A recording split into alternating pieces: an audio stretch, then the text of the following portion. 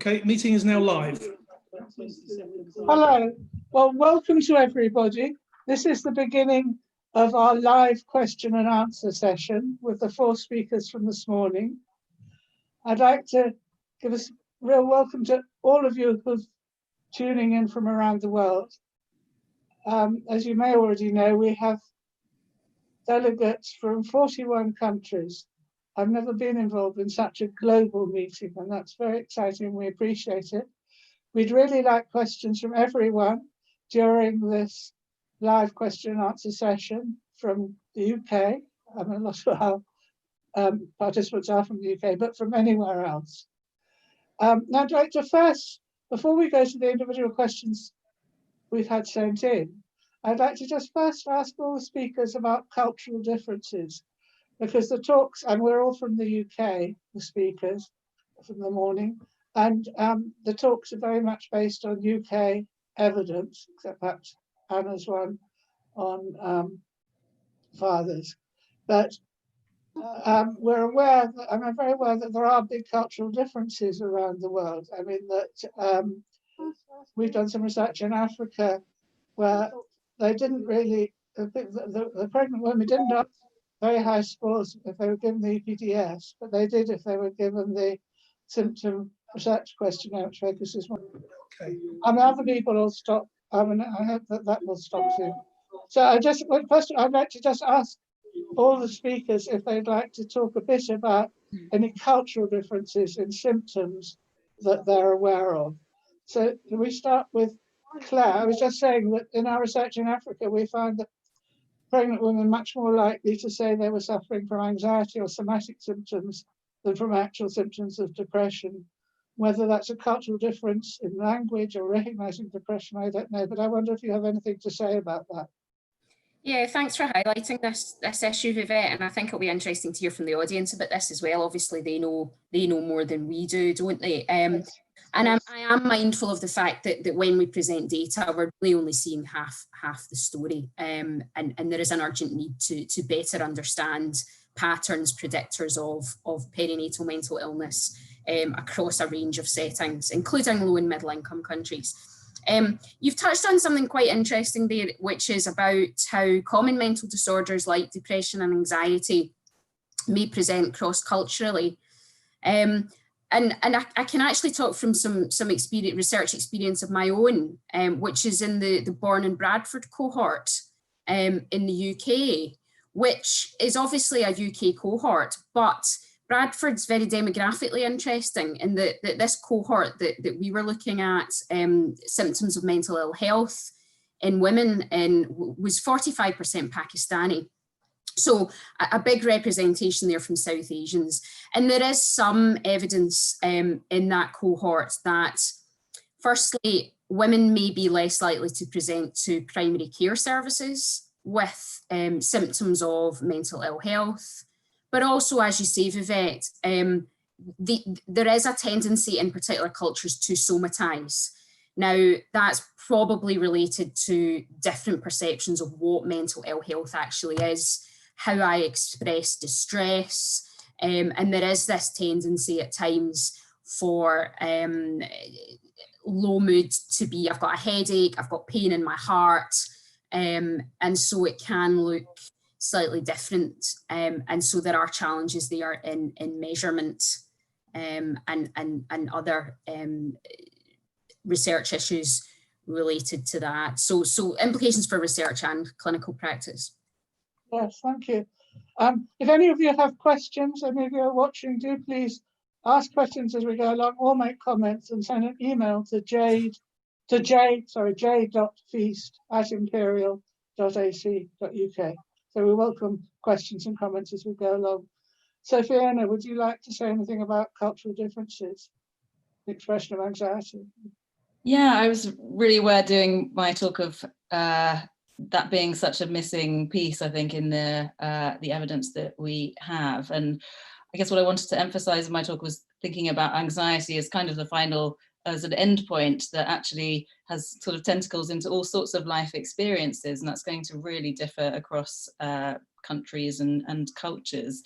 And as an illustration of that, I was reminded with a very brief email exchange I had with Charlotte Hanlon, talking about measures for anxiety in pregnancy, and the ones that we have developed In in the Ethiopia, West. she's in Ethiopia, isn't she? Yes, and focused on sort of changes of of status and shape and those kind of things. She said, well, the women that I'm working with are worried about kind of dying in childbirth and having another girl and other particular sort of cultural issues. So yeah, I think we need to do a lot more work to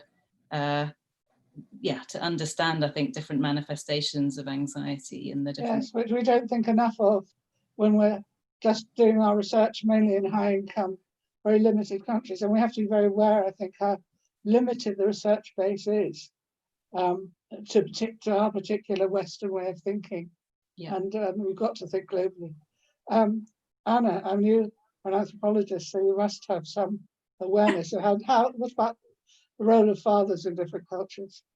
Well, the role of fathers in different cultures, there is an underlying role for fathers globally in terms of being the parent who introduces the child to the world beyond the family.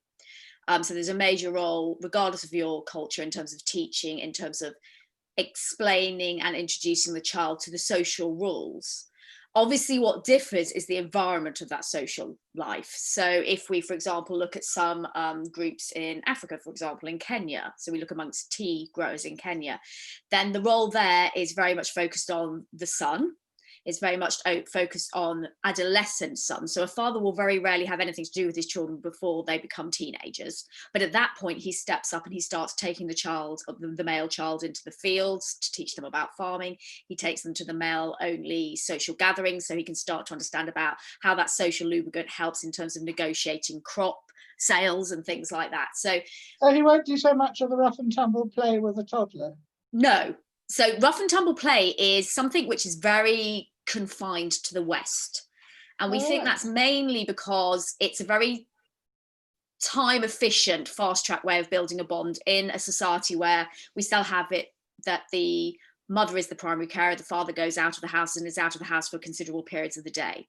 So we think rough and tumble play has evolved there because it's very, very good at getting a very high hit of bonding hormones very, very quickly for the people who are involved. And it also very quickly introduces the child to those areas of learning that the father is particularly important for example, in terms of resilience, in terms of taking risk, in terms of confronting challenge. What we see in other areas is we don't see distinct levels of rough and tumble play, but that's largely because in many other societies, fathers spend a lot more time with their children. And they spend a lot more time in physical contact with their children. And therefore, those things such as storytelling, such as singing, just in terms of just that skin-to-skin contact is much more there in many other situations. Okay. So in many non-Western groups, you don't see rough and tumble play, and you don't see that strict division between nurturing and play that you see more in Western society. So fathers, I'm thinking particularly, for example, of someone like the Aka who are in the Congo, where it's very much an egalitarian society. And fathers spend just as much time in contact with their children as mothers. And then you don't see that distinction in the same way. Well, it'll be interesting to look at MRIs one day. Harder to do in the Congo at the moment, but be interesting to look at the brain. Yes. Exactly. And that's all the problems we have is the vast majority of brain studies. So I was talking about the changes in the male brain when they've become a parent. I very much imagine those do happen in non-Western societies. But as you say, pulling an MRI scanner into the middle of nowhere isn't really a very easy thing to do. So we are very much reliant upon Western studies for things like that. When we look at hormonal changes, actually those have been studied around the world because it's much easier to take sort of testosterone levels, for example. And we know that that is universally, culturally, something that we see in all societies. And that is not surprising because actually we see it in all species where we have investing fathers, whether they're a mammal, a bird, a reptile. So those are universal. Okay, thank you. All right, Susan. So with PTSD, I mean, I know that PTSD manifests differently in different cultures. I mean, like shell shock was very different from PTSD today. So do you know anything about cultural differences in PTSD after childbirth?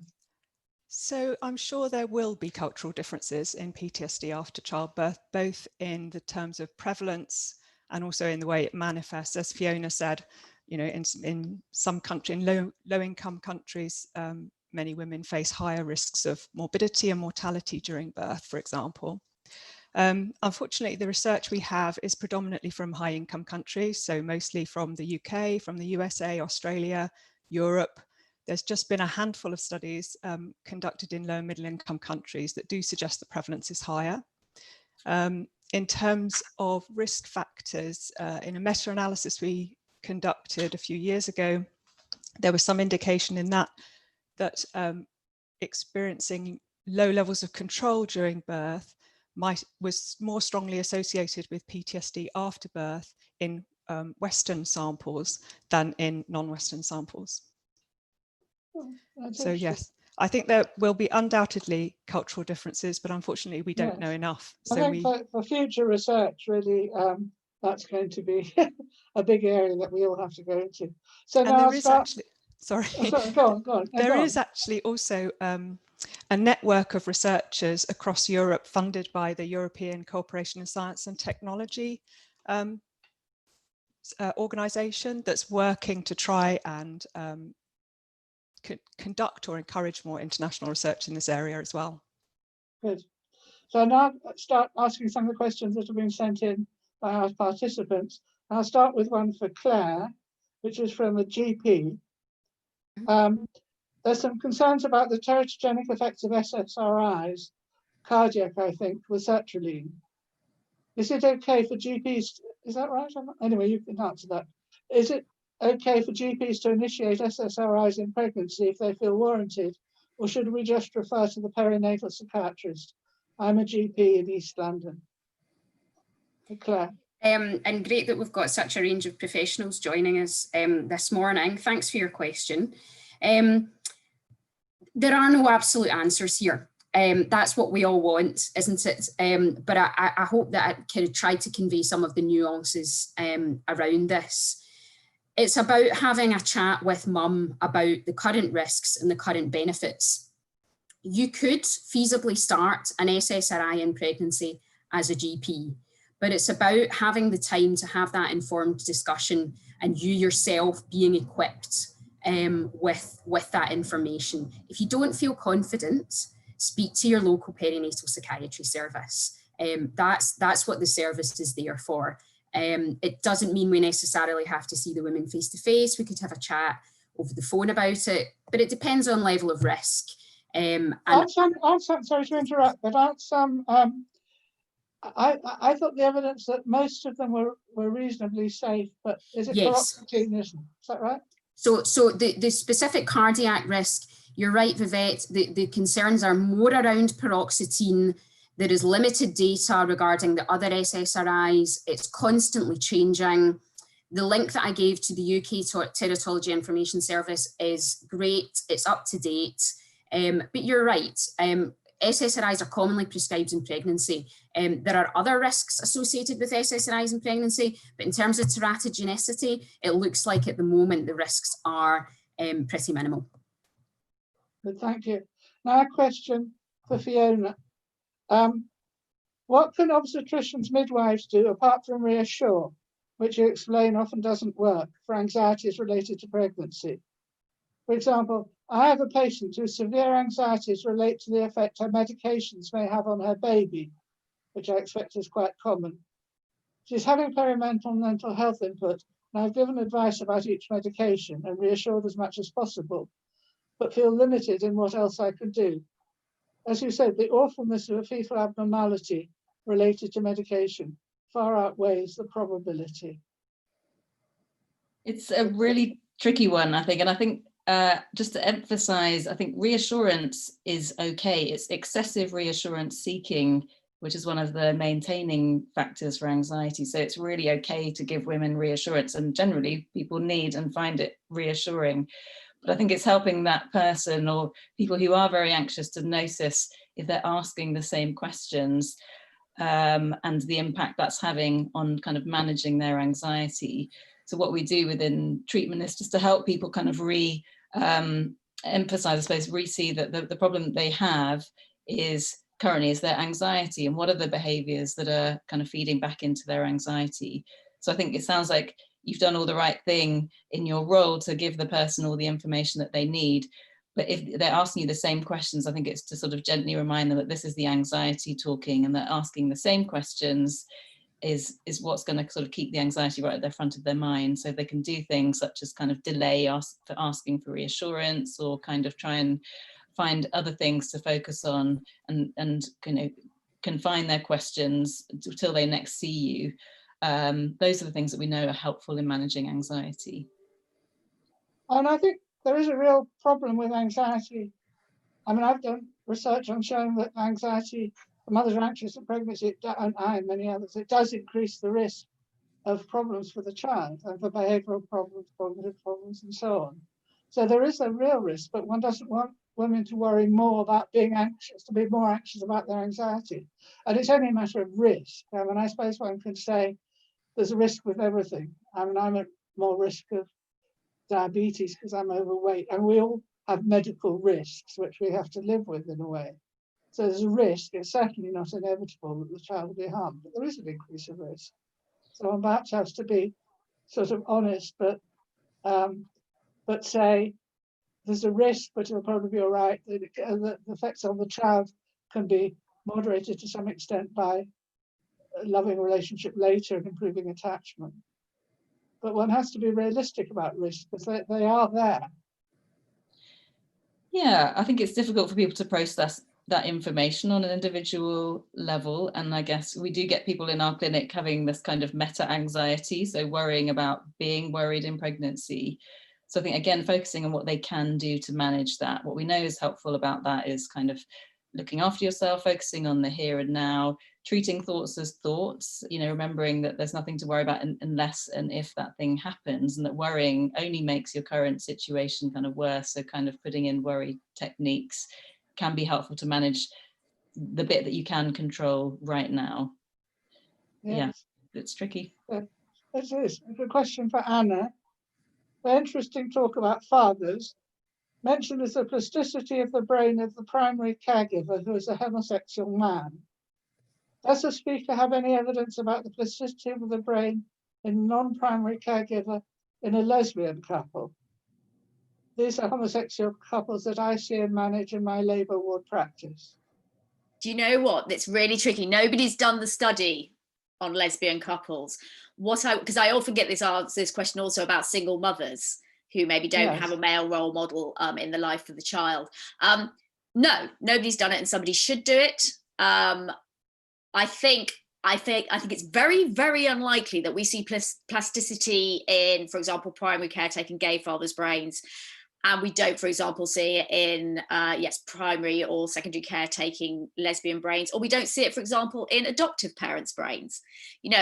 The human child, as I think we all know, is born to survive, and the human child is a difficult thing to raise. It takes a lot of input from the parents in terms of particularly cognitive input. And I think it's very unlikely that we only see that plasticity in one particular group of parents. I think it's very likely that regardless of when you enter that child's life, and regardless of how the parenting couple are made up, that we're not again going to see that plasticity to enable that parent to give that child the best chance of survival. Evolution has very much primed human parents to try and be as good at this as they can be, because it's such a tricky thing to do. So I think it's very unlikely that you don't see it in lesbian couples, but it's a study that needs to be done. I'm afraid I always have the cop out of saying I don't do mothers. I do fathers, but no, somebody needs to look at it. Good. So Susan, a question for you is, Susan, I mentioned briefly about recommended treatment for women who experience traumatic birth without PTSD. I was wondering if she could expand on this. For women who experience traumatic birth without PTSD. Okay. Yes. So women who meet diagnostic criteria for traumatic birth may not meet the diagnostic criteria for full PTSD, but they may have a few symptoms. We don't have a lot of research that's looked at interventions for this group. The recommended interventions are for the disorder are cognitive behavior therapy and EMDR, as I mentioned. I know there have been some studies that have looked at sort of online or self-help interventions that haven't been very successful. So it would suggest that some personal involvement or some clinical involvement is necessary. In the UK, a lot of hospitals have midwife debriefing services, which is a service where women who found birth traumatic can go and talk through their birth and their labour with a midwife or an obstetrician, and that can help women understand why certain interventions were necessary or carried out. The evidence evaluating midwife debriefing suggests it's not effective at reducing any symptoms of PTSD, but women like it, so they appreciate it. And that might be because the way it's been evaluated has typically been through randomized controlled trials where women have been provided, randomly allocated to midwife debriefing or not. And there's one study that looked at actually what happens in practice. And what happens in practice is women come to debriefing at very different times when they're ready to talk about what they went through. And in this one study that evaluated it in practice, they did find that it helped with reducing PTSD symptoms. So the jury's out with midwife debriefing. Okay, thank you. A question for Claire. In addition to the Hooley questions, what else could practitioners do to ensure the range of perinatal CMDs might be identified? I'm trying they to... don't get at anxiety, do they? Not really. Pardon? They don't get at anxiety, the Hooley question. Yeah, there's a tool called the GAD-2, which is 2 questions about anxiety. Unfortunately, the GAD-2 didn't come out looking great in that Wendy cohort, the South London cohort that I presented. It's fairly non-specific. It probably picks up an awful lot of false negatives. So what I mean by that is women who say yes to the questions about anxiety, but maybe aren't anxious. It's pretty subjective. As I said in my presentation, I don't think there's really much of a substitute in terms of all these screening tools for just sitting down, having a chat with the woman in a trusting relationship where she feels able to open up and share how she's feeling.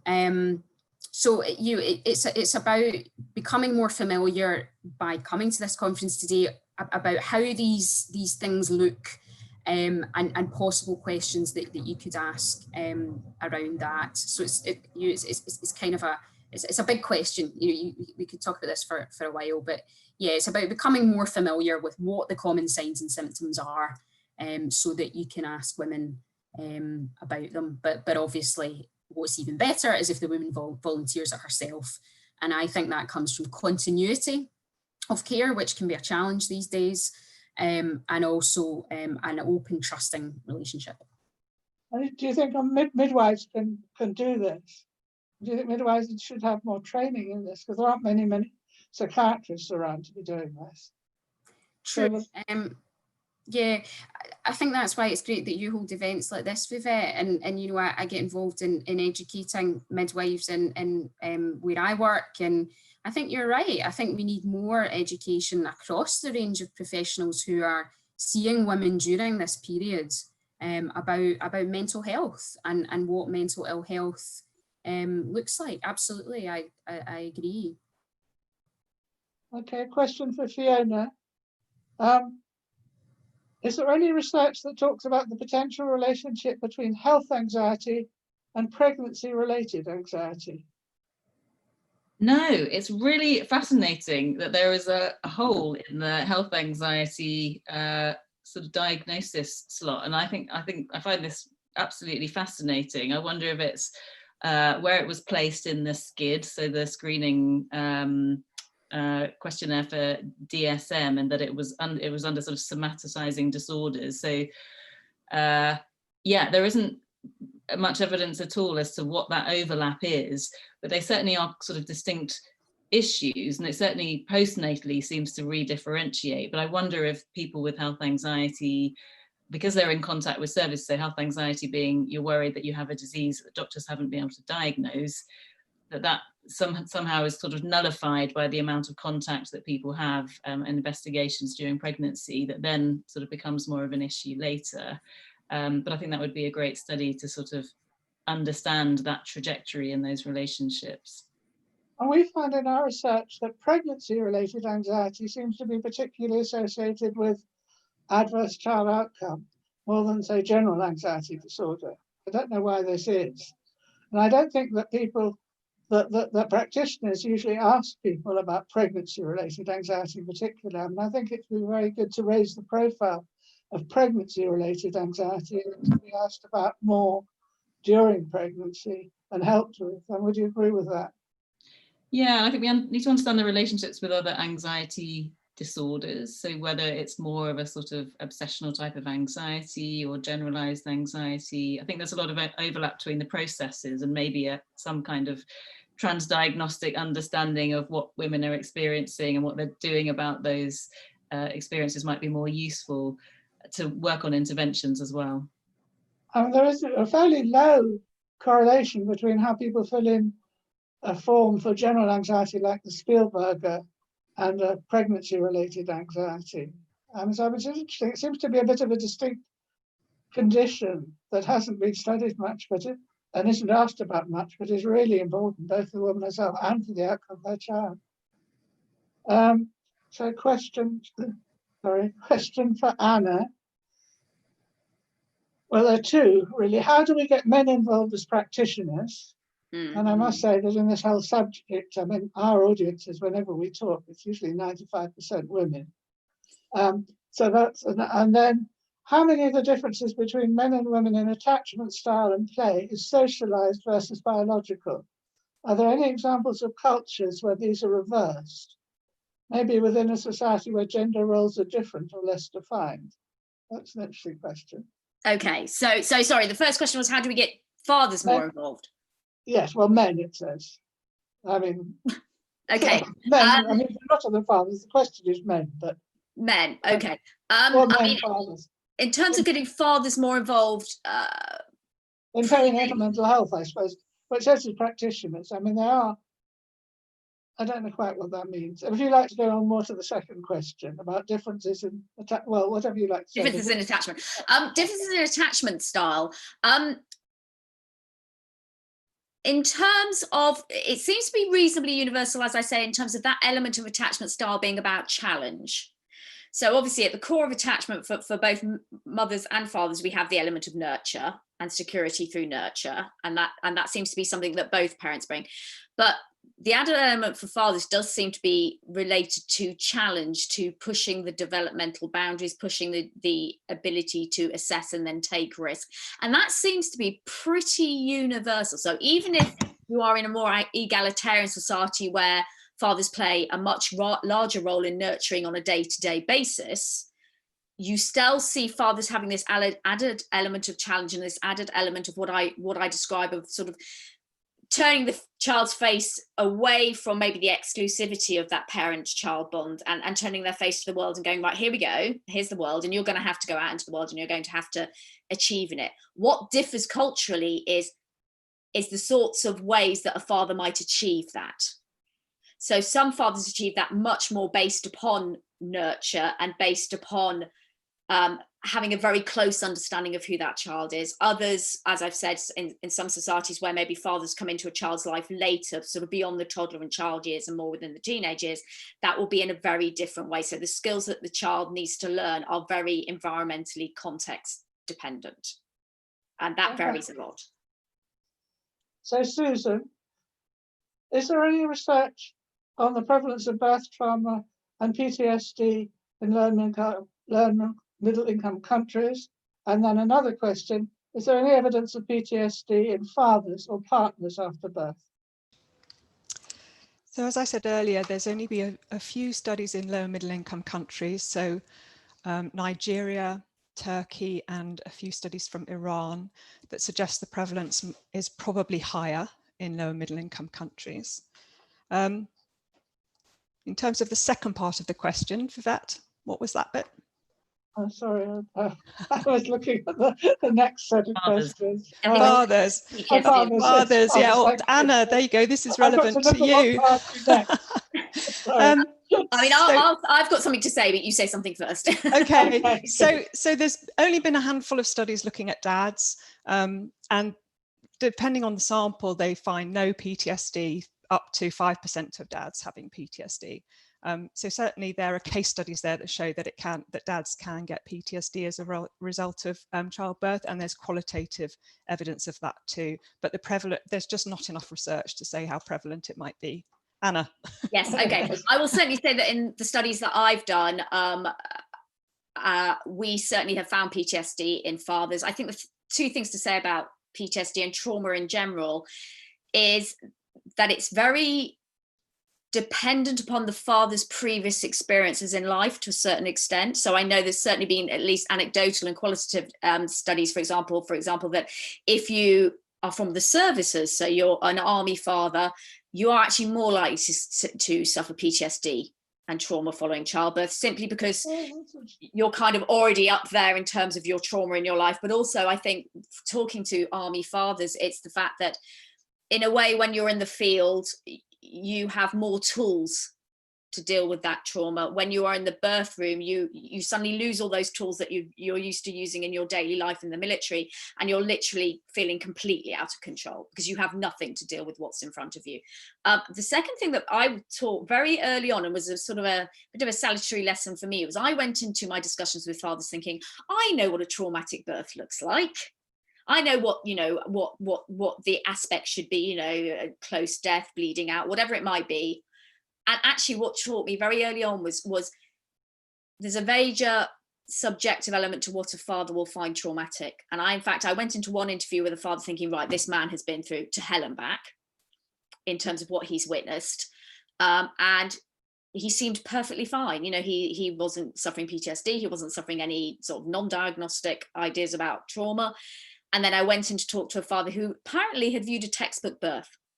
So, no real intervention, water birth, and he was so traumatized, he couldn't conceive of actually even having another child. And if they were having another child, he was already worrying about how he was going to have to say to the mother, I don't think I can be in the room. So Susan, that's a bit like the mothers, really. You're saying that you have to leave your preconceived ideas at the door and go, it's very much a personal thing as to what is traumatic. Yeah, definitely. It's the same for fathers. Absolutely, it's very subjective, and we see in women as well this sort of being frightened of having another child or deciding not to have more children actually because they can't face it. And I have seen that in fathers as well in the qualitative work we've done. Yeah. Definitely. Very sad. Okay, for Claire, in your clinical experience, how likely are pregnant women to disclose that they're victims of domestic violence when asked? Do they not fear not being understood or supported by the system? I think these are all concerns, and yeah, I have seen that. I have also seen women who are keen to disclose, but I've also seen women maybe a year after I've been seeing them regularly for a year, and it takes them that long to me. Clearly, we can't make people tell us, but we can create an environment conducive to disclosure. And again, a bit like disclosure of mental ill health, it's fairly intuitive stuff around a non-judgmental attitude, seeing women on their own, always really important. And it's interesting actually in the current pandemic where women are being seen more on their own. They're being seen more over the telephone, but when they are being seen face-to-face in maternity services, they're being told to come without their partner. So going to be interesting to see what that does in terms of facilitating disclosure in the current COVID-19 environment. But yeah, just creating that environment where they feel they can disclose domestic abuse, but also I guess bearing in mind that as you've said, it's not easy, obviously, and actually it becomes even more difficult at times once they've disclosed. Yes, it's great, we can start, we can be assertive, we can get things in place to support that woman, whether she stays in the relationship, whether she leaves, we can support her, but that's when things can become even more dangerous, actually, is in that immediate aftermath of disclosure if the partner finds out.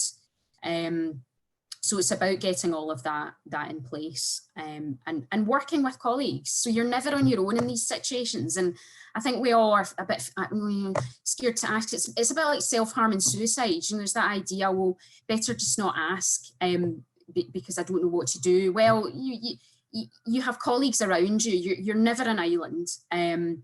Work with team members, work with local safeguarding leads. They're all there to support you if and when a woman does disclose domestic abuse. Thank you. My question for Fiona. Very interesting that Fiona Telecom highlighted that peer support is a fantastic source of strength in relation to alleviating anxiety. They have a unique role to play alongside professionals. How can we harness more quality peer support during the perinatal period? I think there's been such a blossoming in, the availability of peer support with the advent of so many groups which are online, and that's something to obviously at this current time is the only way to really get lots of peer support. I think there are some ongoing studies looking at kind of different levels of training and peer support. Perhaps we need to understand more what people themselves feel is quality peer support. But I think, having people who have been through what you've been through and understand what you're going through is invaluable, really. I'm not sure I have any other particularly bright ideas about how to improve it, or apart from supporting these organisations, which are usually run by women on a shoestring, giving their own time because they know how important it is, and they've also had that experience of meeting that one person who made them realise that, well, I'm not alone. And in lower income countries, peer support, where there isn't professional support, and peer support may be particularly important. And you raised the issue of, at the moment, doing it remotely. And I just wonder whether there's a problem with the most vulnerable people, and often in the lowest income, they often don't have.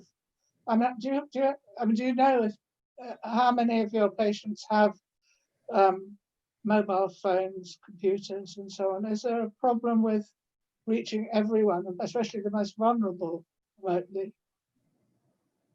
Does everyone have a phone, do you think? That you could Most people have a phone, but I think you're right. We probably don't even know about the people who can't access our services. At all. Yes. Yeah. Do any of you have any? Do you know, Susan, about people who are harder to reach? I think that's a term that is not always welcome now, but the most vulnerable. Certainly, they're not represented in the research. So the research, particularly around birth trauma and PTSD, is mostly based on white, well-educated women, and we struggle to involve women from socially disadvantaged or Black and ethnic minority communities. Yes. We did some research in the Gambia, which actually in there, mobile phones were very common. Even though people were dispersed and hard to reach, they all had a mobile phone. So in that society, it was a good method of contacting women. Yes. Claire, do you have anything to say about the most vulnerable group and how one acts, whether they're actually not from the BAME community or others, if we're not reaching them properly?